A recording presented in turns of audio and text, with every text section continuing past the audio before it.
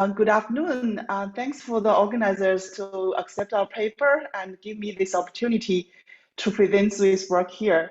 This study, Regulation-induced CSR, is a joint work with Vidhi from Miami and Rickson from USW. I believe Rick is also in the workshop. So in 2013, the Indian government passed its Company Act. The act requires a company to spend that met certain size and profitability criteria to spend at least 2% of its profit on CSR activities. The government's intention is to inculcate a sense to involve and responsibilities in the corporate sectors for social development by utilizing not just their funds, but also their capabilities and management skills.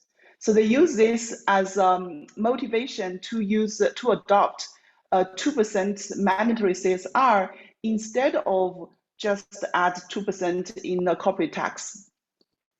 The initial CSR rule came with a comply or explain feature. That means if the company didn't spend the prescribed amount, they only need to disclose the reason of non-compliance in their annual report requirements. In their 2019 amendments of the CSR rules, it requires the company to deposit or transfer the fund to a government-nominated account if the company didn't spend the 2% for more than 3 years. So besides the CSR spending requirement, the CSR rules also mandate the company to disclose their CSR activities in a prescribed format. So this allows us or the companies or the data companies to collect the CSR data that is free from the self-reporting issues. The regulation also had a detailed definition of what kind of activities are considered as CSR.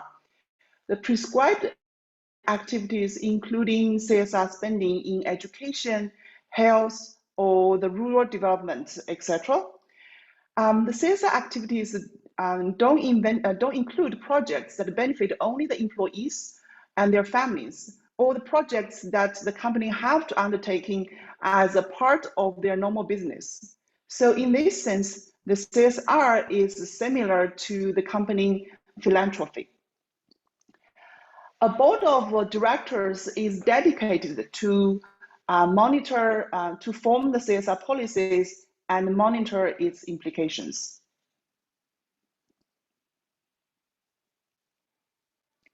So in this paper, we're going to ask what is the effect of these CSR rules or CSR activities. In our CSR literatures, it has been focused on the impact of CSR on firms. And they ask the question whether firm can benefit from the CSR spending, or whether the CSR spending is a manifestation of an agency issue. But very little is known about the impact of the CSR spending on the society. The stated beneficiary of the CSR activities is the society instead of firms. So we are using this unique Indian setting to ask whether the regulation-induced CSR can have any perceptible impact on the society. And 2% of eligible companies' profit is a very large amount. This rule applies to both public firms and private firms. So naturally, we expect to see any value creation for the societies if such a large amount of money goes into this development. But on the other hand, we also have few reasons to be skeptical about the effect. The first is the firm may avoid CSR spending by choosing to explain instead of to spend. In our study, we focused on the period before the 2019 amendment. So the rule has this comply or explain feature. If the company don't want to spend in their CSR, they sort of have an easy way out to disclose a reason in their annual report. So even the regulation can induce company to spend. the spending may not lead to real impact. As we know, India has a weak institutional environment. The company misbehavior and the tunneling are prevalent. The companies can tunnel the CSR spending back to themselves or to their managers. Some news articles provided anecdotal evidence of such misuse of the CSR fund. So even if the company genuinely want to spend in CSR, they usually outsource the spending to a third party, maybe an NGO, and the implementing agency might involved in unethical behaviors or fraud. In a recent survey conducted by Ernst & Young, they surveyed company executives who are involved in the CSR project. They report that 75% of the executives shared the concern that the companies lack a governance structure to address any ethical issues or fraud in the CSR projects. And 8% of the executives were aware of complaints received by their companies about fictitious expenditures. So some most common unethical practice in CSR implementing agencies include financial misrepresentation, ghost beneficiaries, or inflate the size and scope of the project, or they might indulge in bribery and corruptions. So in fact, the auditing firms in India now provides forensic and integrity services to the company to help them to do the due diligence. And concern of the CSR ruling is a must provide this pay for of the CSR advertising expenditures. Besides these concerns, another concern we have is about crowd-out effect. The Becker and List summarize the study's document that the public philanthropic spending crowded out the private spendings. So in our case, we might think the CSR spending by private firms can crowd out similar activities by the government or non-profit sectors or the individuals.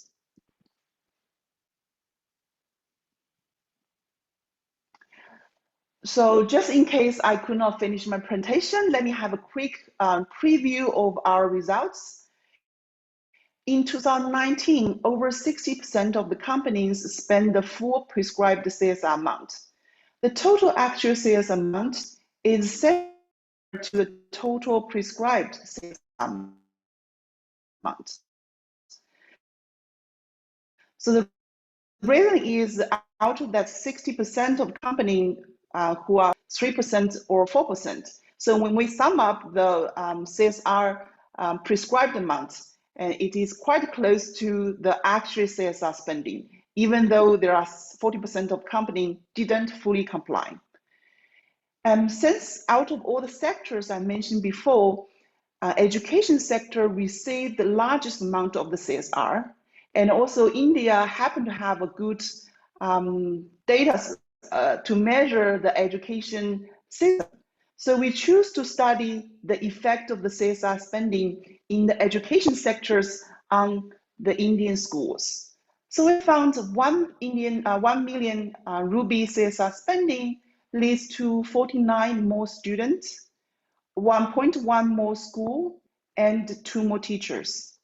It also leads to improvement in other school facilities, such as access to drinking water, toilets, computers, and books. We also document that the effect is mainly come from the private schools instead of from the public schools.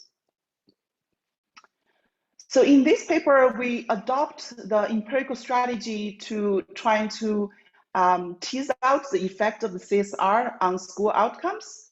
We will have OS regressions to regress the changes of school outcomes on CSR spending.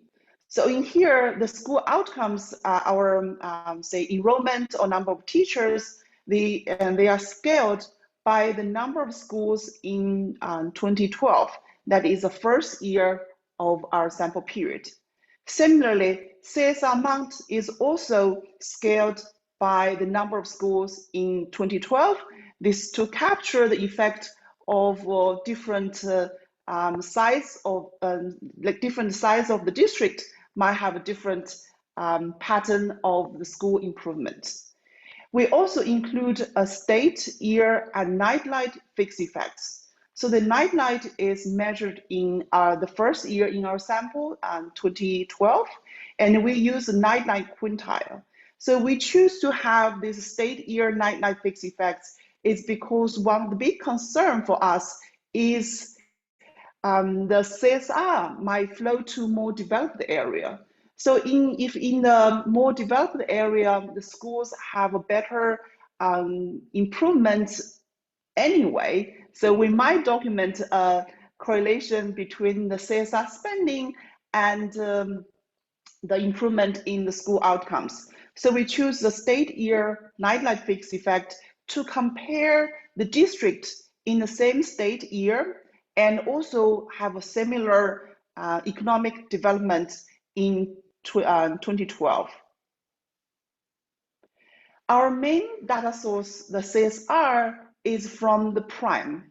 Prime collects the project level CSR data for all the NSE listed companies. So here is an example of from the Reliance Industries 2019 financial report. If we look at the project 18, it shows this project is about RF schools at manufacturing locations. It falls into the educational categories, and this project is spent in multiple locations. And we also know the budget amount, and then that is 4 crores, and then the 2.62 is actually CSR spent in this district for this project. And in the last column, we also know the implementing agency, so it's implemented through another agency. So in this case, we know this project has been spent in multiple locations, so we have to make assumption of how the money spent in each locations. In our main results, we assume, and this CSR is spent in proportion to the population of each location, but we also tried equally weighted, and we have the similar results.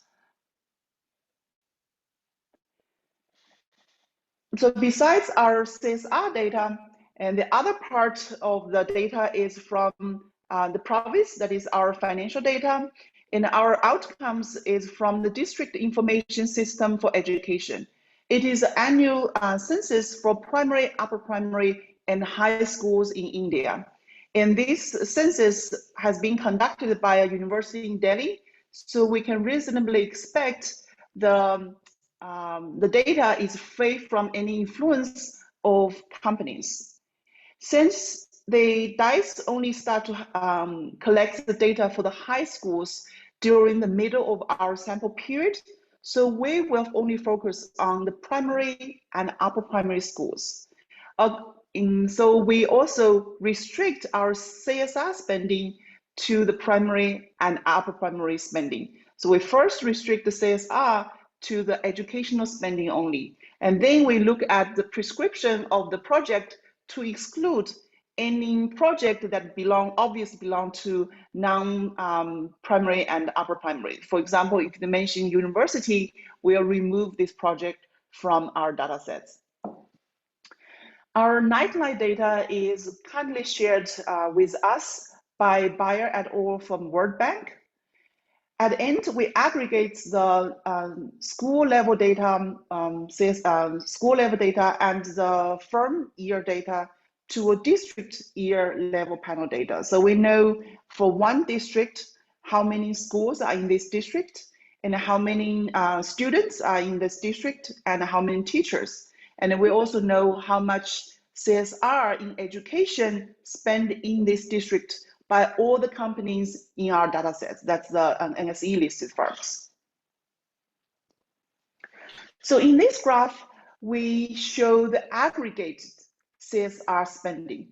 And here I call it CSR proxy because this CSR proxy is actually from Provis data. It's a sum of the donations, social and community expenditures, and environment-related expenditures.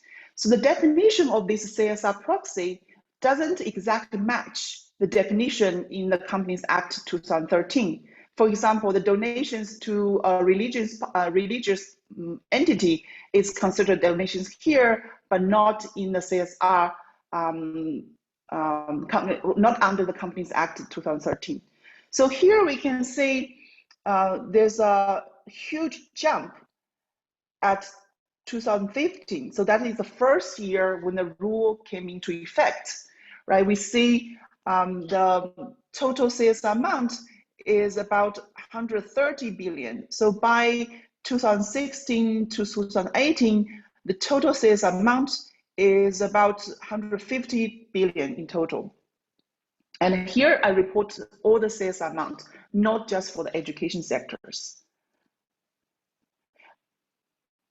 And next, I look at the compliance, because our first reason that we may not observe any effective CSR is because the company can choose to explain instead of comply. So the first thing we do is to check the compliance of the companies. Here I also plot on the CSR proxies.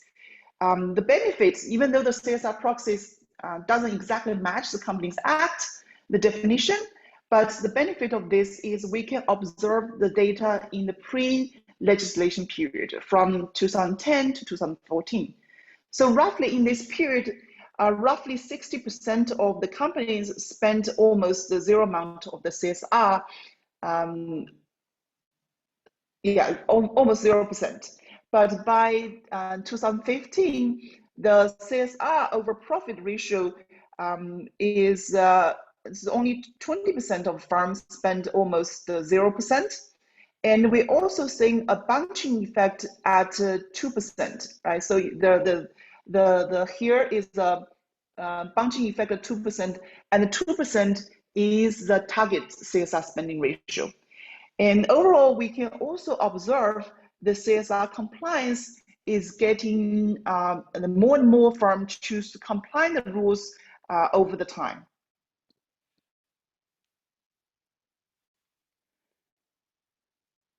And in this graph, I plot the actual CSR spending over the profit again. But here I use our main CSR measure, that is from Prime. And in this graph, the definition of the CSR exactly matches the Companies Act definition of the CSR. But the downside is I could not observe the pre-legislation period. But even from 2015 to 2019, we also observed the bunching effect around 2%. And overall, the compliance is improving across the time. So because one way to check whether company complying with the firm or complying with the rule or not is to check if there's any company manipulate their profit or the size to trying to avoid to spend in CSR. But because there are very small number of firms just right next that threshold, so we could not find very clear evidence of manipulation. So in this graph, in this slides, I show the geographic location of CSR spendings. So in panel A, I show the CSR received by the district in the different nightlight quintile. And also, I split our district into different literacy rates, the percentage of urban population and percentage of villages that have road access. The first measure here, CSR total, is the total CSR amount received in that district. And the second measure, CSR, is scaled is the CSR total scaled by the size of the district. If we just look at the scaled CSR, it shows us the CSR flows more on the more developed area. The district that has the highest night quintile receives higher CSR funding than the district that have lower night lights. And similar pattern emerges for literacy rates and percentage urban population and road access. So overall, this shows that the more developed area received higher amount of the CSR spending in comparison with less developed area.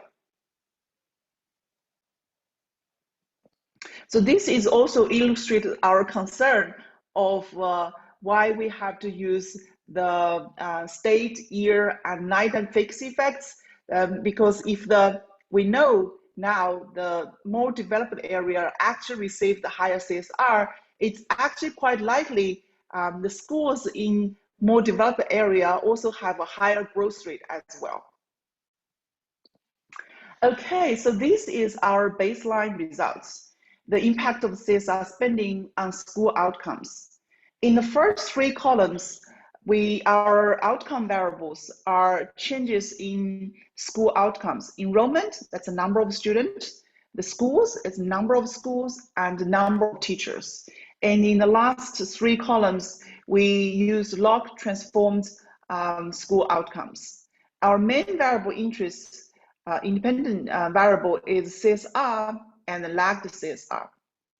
So here we found 1 million CSR spending leads to about 49 more students and 0.1 more schools and 2 more teachers, right?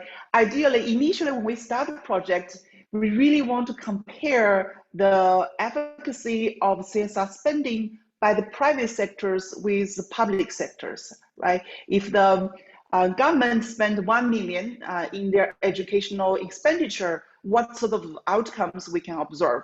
But unfortunately, we could not find that the marginal effect of government spending on educational outcomes. So all we can find is the average. We know on average, if the government spend 1 million in a district, they roughly have the similar effect with what we document here, but we document here is the marginal effect instead of the average effect.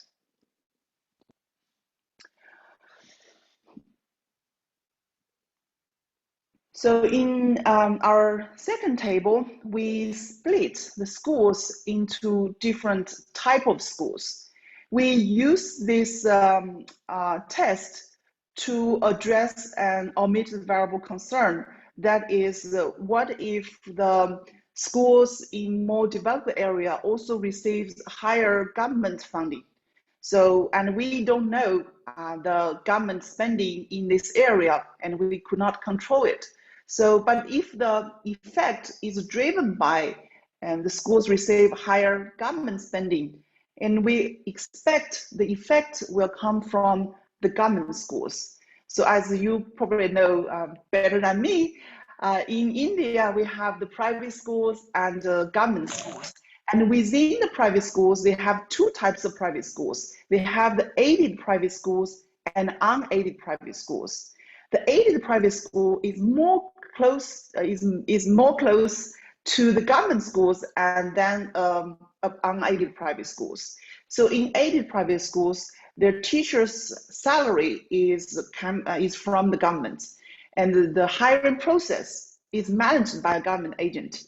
But the unaided private schools is more independent from the government. They don't receive the funding from government. So we split our schools into the government, the unaided private schools, and aided private schools. So overall, we found the result we documented earlier is actually from unaided private schools. And we didn't find any positive sign coefficient in the government and aided private schools. If there's anything, it also suggests maybe some of the effect in private schools is actually came from at the cost of the government and aided private schools, because the coefficient are negative in these other two types of schools. So this can alleviate the concern that the government spending in the schools is an omitted variable to drive our first result.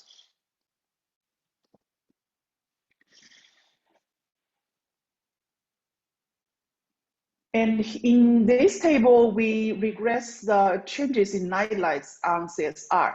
So this addresses another concern about endogeneity. That is, we already know the more developed area received higher CSR. So what if the more developed area also have a higher growth rate? So here we use the changes in nightlight to measure the changes in economic development. And we regress the nightlight changes on nightlight on CSR, and we overall found a negative correlation between the CSR and nightlights. So the area which receives higher CSR is having slower economic development. We also tried alternative measures of this economic development. We used the deposits in the banks or the credit from the banks, conduct the same test, and they all give us a negative coefficient, and sometimes it becomes statistically significant.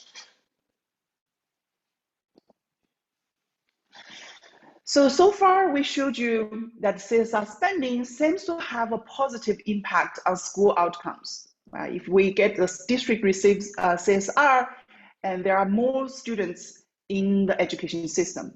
But what if the more students, and the number of students is at the cost of the education quality, right? So far, we didn't show you the quality of the education. So here we're looking at the repeaters. And that is the number of students who failed a grade or who have to redo a grade. And overall, we found no positive correlation between the CSR spending and the number of students who have to repeat a grade. So that at least we found no evidence that CSR spending or CSR improvement in the school enrollment is at a cost of worse school quality.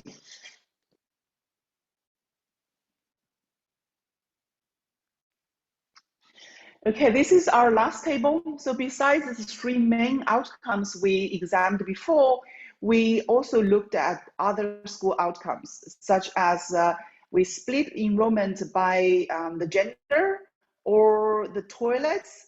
We had a look at the whether the schools have a boundary walls, the schools have water access, the number of computers in the school, and the number of books in a library.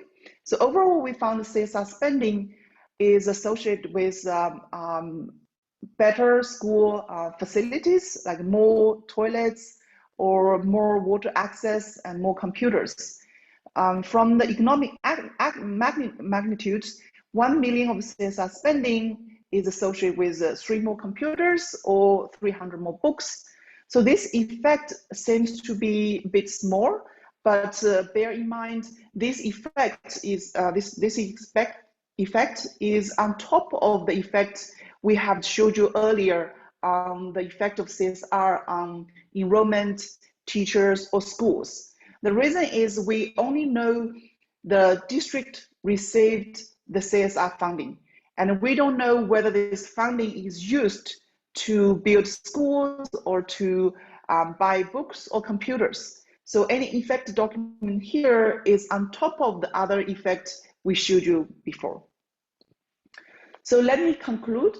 Since 2014-2015 fiscal year, the Indian government required companies that met the size or profit threshold to spend 2% of the profits in CSR activities. The rule initially adopted a complying or explain framework till 2019, and we used the first period to study the effect of CSR spending on educational outcomes. We asked 2 questions in this unique setting. First is, can the regulator induce companies to spend in CSR using this comply or explain framework? And second is, if the company choose to spend, and can CSR activities lead to a positive impact on the society? So the percentage of fully compliant firms increases from 37% in the first year to 60% in 2019. We document a significantly positive impact on primary and upper primary schools. But we also found a caveat of the policy. We found the CSR spending disproportionately flow to more developed area. So if the goal of the regulator is to reduce the disparity between different regions, and this policy may not be very helpful. And that's all for my presentation, and I look forward to the discussion.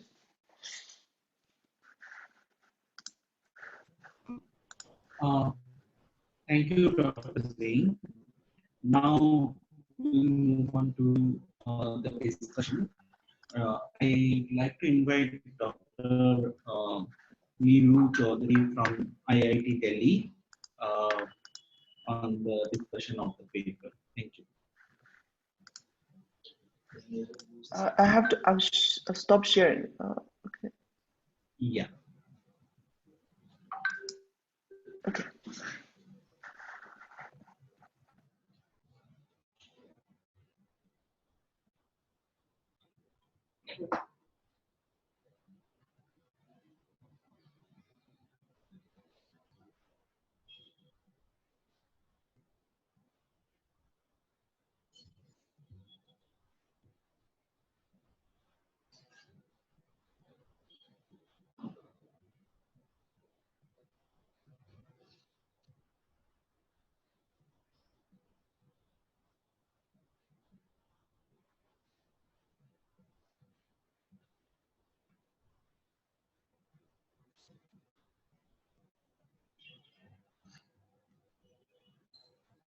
Neeru, we can't hear you. You're muted.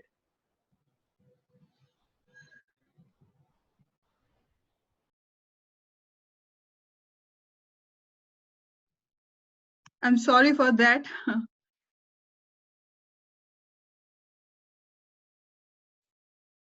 Okay, good afternoon, everyone, and thank you for inviting me to discuss this paper.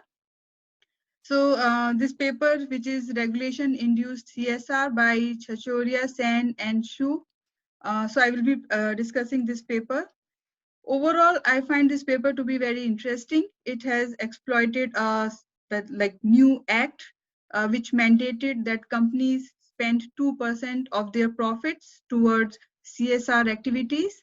And the main finding is that rupees 1 billion expenditure on education related CSR leads to increase in enrollment, on average 49 more students, 2 more teachers, and 0.1 more schools. In addition to this, infrastructure and other facilities at schools also improved. So overall conclusion of the study is that this new act has led to substantial positive real impact on society.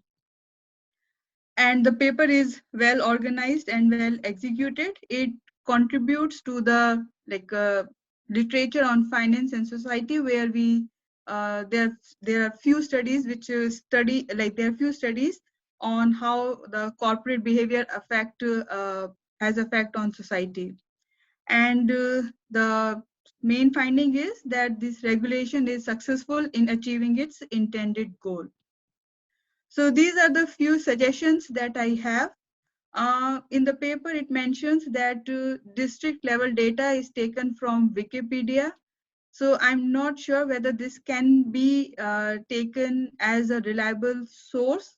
So since you are already using Prowess data, Prowess provides PIN codes. This is similar to zip code and the postal code for each district.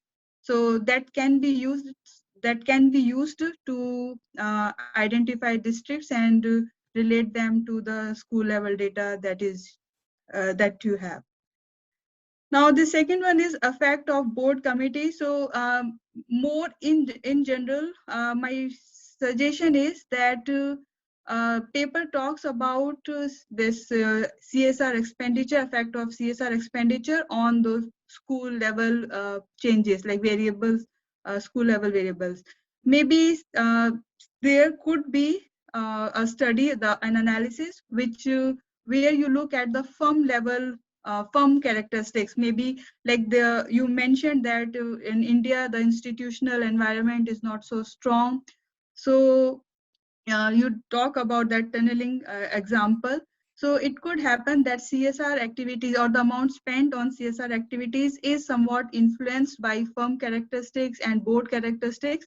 So that could be explored a little bit in addition to how that affects like what effect it makes on the school level enrollment and teachers.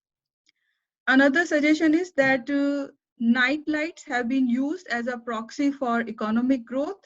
There is state level data where like all like those state level data is provided in like different dimensions, the access to like access to credit, which you mentioned in your presentation, but the data is also available how many bank branches are there in a particular state, and the electricity coverage, and all other like many other socio-economic indicators. So that can also be used as a proxy for economic growth. And this last point, this does firms benefit from CSR spending? Because like I understand that the main focus is on how this CSR expenditure affects the the effect on the society, like school level enrollment and all those things. But I feel that maybe if you can relate this to the firm, so in some case, like say as I mentioned earlier, are there agency problems, the effect of board characteristics, or maybe if companies do spend this amount on CSR, do they benefit from this? Like in terms of reputation or consumer behavior, some sort of that analysis might help in making, uh, like providing some tangible benefit to the firm also of this CSR spending. Now, as I understand, you have used prime data, which only provides this CSR related data for NSE firms. But you have also used prowess data. So I think the one element which is not consistent with the definition of CSR expenditure is the donations, like say donations to the political parties. But if you exclude that, or maybe as a robustness test, you can look at all the firms, all the publicly listed firms, and see whether you get similar results or not. And like instead of say district tier data, maybe you can also do some analysis at the state level and see what, because many of the economic indicators might be available at the state level, and so that can be another robustness test. Control variables, because I think you have only controlled for state, year, and nightlight fixed effects, but I think you can include more state level or district level variables, which can help in explaining this relationship between these school enrollments and CSR spending. And this one, actually, CSR spending, I was not able to correctly understand how you are relating CSR spending with the particular school level data, because like many companies, they might be headquartered in say Maharashtra, but they may have plants and in all across India, or in different states. So how do you account for that? Like how do you match CSR spending by a particular firm which is, let us say, headquartered in Maharashtra, but it has manufacturing plants in different countries, or the CSR funds, they go to different parts of the country. Though the paper is very well written, but there were like few typing mistakes. So I think like country name should be in capital. Like India, you have mentioned that as a small I. And this is just few example which I noted, and the footnote 23 has some some typing mistake. Other than that, I think paper is very well written. So, and I think these are just few mistakes, like typing mistakes that I just noticed. So that's all from my side. Thank you.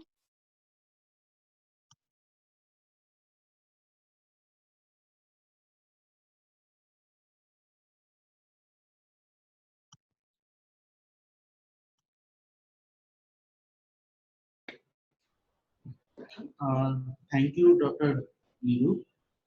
Now I'll open the forum for question and answer. So here Ajay is raising hand. So, No, but perhaps Neeru should, would Jiang? yeah, Dr. Jiang, would you like to respond to Dr. Chaudhry's comments? Yes, I will just have a quick response. I think thanks, Neeru, for your suggestions. There are two suggestions you have. One is to look at effect of the board on the CSR, or does the firm benefit from CSR spending? Someone else are working on these two projects, so we're trying to avoid this area to differentiate our paper from their paper. And also the province data, the prime data actually is at project level. So we know exactly where this CSR funding flows to. We didn't rely on headquarter location or the office location. So we know they disclose the headquarter can be in one location, but they spend in this area. So we know the money exactly flows to that area. So that is also one of the benefits of using Prime. The province data only give us aggregate amount. We don't even know how much spent in education, how much spent in health. We only know in this year, companies spent $1 million. So it's for our study, the Prime is a much better data source because it provides this accurate geographic location of spending, and also we know this is in education. And thanks for suggesting for the control variables. Since our main the data is at district year level, we actually struggle to find many this district level data. So I know at state level, there's much more control variables we can add in, but at district level, we struggled. So we'll check the things you mentioned. Yeah, thank you. That's all from me. Oh, Nino, you are muted. Okay. So you can have a look at the province. Province also provides several district level data. So you can have a quick look at that. Okay, yeah, we'll have a look at the province district level data. Ajay, you had a question. Yeah. Yeah. Ajay, yo. Yeah. So I was just playing in my mind with the number 1 million rupees per 50 enrolled students. Okay, so that's about rupees 20,000 per person per year. That's a very large number. That's a very, very, very high value by the standards of education in India. That's the kind of tuition fees that the richest families of India would pay. So it's I think interesting to place this number into a normative context, that is very poor bang for the buck for society if this kind of money is generating such a small impact. In this, I would like to link to some numbers. There's a well-established field and a discussion in the field of education in the context of the public system of per pupil education, per pupil expenses. That's called PPE. Okay, so if you have a copy of this book handy, it's called In Service of the Republic. I want to draw your attention to a paragraph on page 20, which has details about per pupil expenses in government schools. And there's a footnote 5, and I'm happy to connect you to the person that helped me put this together. Okay. Now, what I want to say is that in here, there was a giant increase in public expenditure in this period. Okay, so in late UPA2, in early BJP, it was very fashionable to spend more on education. So there was a very large escalation of the per pupil expense from about 2,500 rupees in 2010 to 4,400 rupees in 2016. Okay, that's a fact I'm pulling out from this book. I'm sure you'll be able to dig out more details more comprehensively. But I just wanted to say these two things. First, that in the public system, the numerical values were about 2,500 rupees per pupil in 2010 and 4,400 rupees in 2016. And these are vast values compared to the 20,000 rupees that you guys are getting. So it's an interesting way to put your results in perspective, that there's something very poor about the bang for the buck that is going on. And the second is that think a little more about the way in which the education system would be behaving in a time where the public system was in a vast and unprecedented escalation of education expenses. So, it was late UPA ideology that you should spend more on education. Okay, it's very poor bang for the buck, but a lot of money was going in, and it may have interesting general equilibrium consequences. So, for example, it could be that for private schools to stay competitive at a time when a government school is buying 3 computers, then maybe the private school feels obliged to buy 4 computers. You need to think about those kinds of things. In fact, this has to be a control, right? I'm done. And this just taking Ajay's point forward, one of the important variables to control for is the increase in the state spending on these schools in the same period of time. Because otherwise that will confound the result, right? I mean, I would just guess that. So I'm just drawing attention that 2010 to 2015 was a period where there was just an unprecedented escalation of public spending on schools, and there is a literature in education where people are saying that you increase the per pupil education dramatically. And by the way, the next sentence from the book, the learning outcomes as measured by ASER went down by 10% over the same 6 years, while there was a near doubling of the public expenditure. Let me respond a little bit. So it is definitely true that the public spending went up a lot.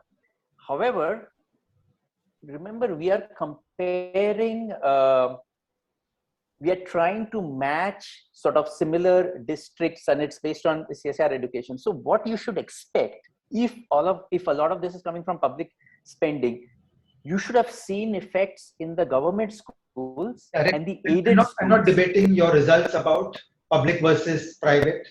Okay. Right. Encouraging you to write a little more of a discussion where you put these themes together, where you also look at this paper in the education field. Right now, the phrasing of your paper is as a firm's paper. So I'm saying that this is interesting in the context of the education field. Yes, that's a very good point. And I also agree with your first point. I mean, we don't know. So my take on this is this good bang for the buck? It's sort of not great, no doubt about that. Now, you have to keep in mind that this is reported spending, right? So actually, to be honest, you don't know how much of the reported spending was actually spent, because there is some gap between what is potential in India. There can be a gap between what is reported and what is actually spent, and then how much that actual amount goes on and has this impact. And we are sort of checking the impact of the reported spending on this. So, of course, if all of this was really spent, it's definitely not good bang for the buck. With one caveat, there is 0.1 schools built as well. Out of this same 10 lakh, you have 50 students, which is too few, which is an annual number. But you have 0.1 school built, which means 1 crore gives one school 500 students, 20 new teachers. Now the students are teachers, they are basically, you can think about as annual, but the school, once it is built, that is more of a permanent effect, right? So it's like that spending is leading to a school. The school doesn't go away in a year. So you should not think about it as an annual sort of an expense, because the school stays on. So with that small caveat, I agree with what you're saying, that it's not great. On the other hand, it's not zero either. I mean, it's definitely more than zero. And this is not money coming from the government's pocket. It is money that the firm is spending when it could have said that, you know, I have reasons not to spend, so I have not spent. Sorry, Rick, I want to worry about what you just said, and I want to disagree a little. That the law is state power, the law is state coercion. The firms were coerced to spend this money. So there's really no nice way around this. That the government forced firms to take money that rightfully belongs to shareholders and put it out in some fashion based on the preferences of the board of directors. It's a very weird arrangement, and there's no way out around that problem. So there, it is raw state power that forced these firms to spend. You know, even if there had been no state coercion, I'm very nervous about corporate social responsibility. It should be Elon Musk that does philanthropy, not SpaceX. Okay, so as a shareholder in Tesla, I just want to get my money. I'll be very unhappy if Tesla Corporation would start indulging in good works. That's not their job. The job of corporation is to make money.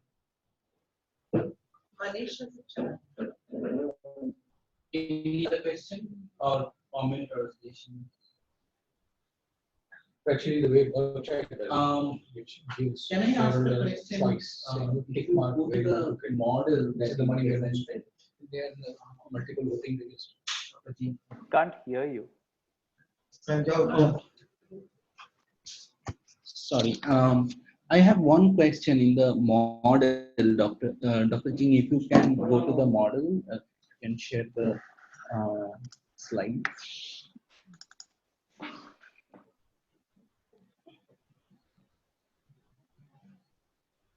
Yeah, if you go to This one. yeah. So I would like to know the rationale of putting beta 1 CSRI, T, because my normal thing will be like, you know, if I'm spending money this year, the effect will be the next year. So beta 2 CSRI T minus 1 make complete sense, but what is the rationale? What is the rationale behind beta 1 CSRI T? And so what is the rationale behind that? Because my feeling is these two values are highly correlated. So since they're going to be highly correlated, in fact, it will bring some degree of multicollinearity in the model. So unless, do you see both the betas are very significant, then of course we have to keep it. But if any one, beta 1 is not significant, then why keep it? What is the rationale of keeping that term in the model? I think I agree with you. We initially were not sure. Is the point clear? Depends on or the week or the authors? Sorry, what's your last question? I didn't get it. No. I was just wondering that, you know, what is the rationale of keeping the CSIR of the same year in the model? Like beta 1 CSIR I. Yeah. So it depends on how the CSR is spent. So if the CSR spent to provide the midday meal, then we probably expect the effect will be immediately, right? You're spending this year to keep the student have the meal, you expect to see the effect to show up straight away. But if you are, or similarly, if you spend the money on hiring teachers, you expect the effect come in the same year. But the effect of number of schools, that is something we were a bit surprised. We think it's it should come at a delay instead of in the same year. On the other hand, it's likely, I have to check that, verify that. And what we document is to stop the school to close down because of low enrollment. Okay, thank you. Yeah, that makes sense.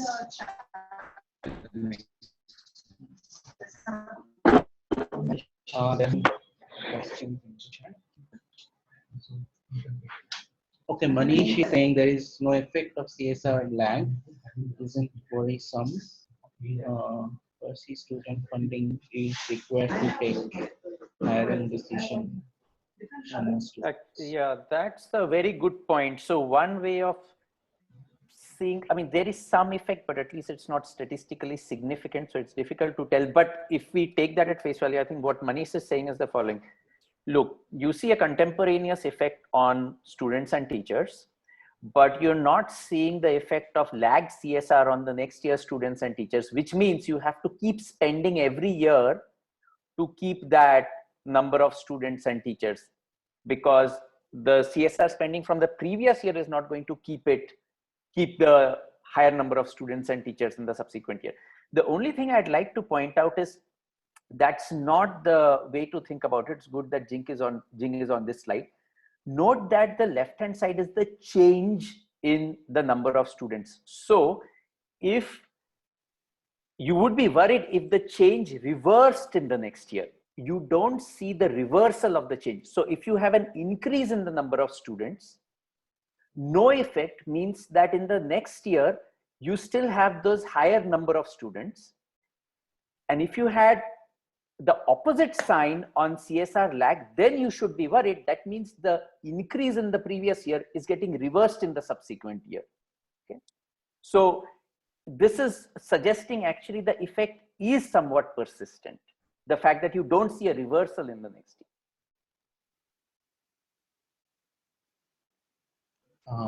Okay. I hope that answers the question.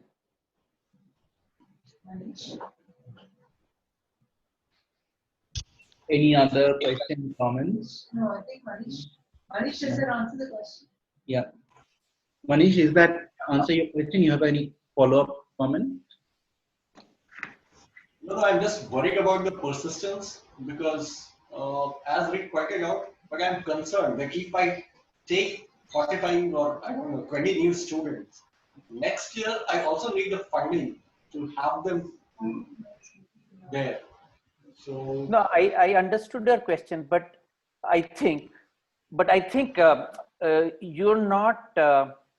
So what this means is if you increase the students by 20 in 1 year, to increase it by 20 more in the next year, you again need to spend, but not to keep the 20 that you had already increased in the previous year. If there was a reversal, what you should have seen is the opposite sign on the lag. So you should see an increase in contemporaneous and the negative sign in the next year, which means if you don't keep spending, it is going to get reversed. Because it is not the number of students that's the left hand side, it is the increase in number of students that's on the left hand side. So if you increase the number of students in 1 year and the next year the increase is 0 and the decrease is also 0, that means you continue to have the higher number of students without having to spend more. But if you now want to increase it even more, then you have to spend more. That is what the results are suggesting. I agree with you, it's fine.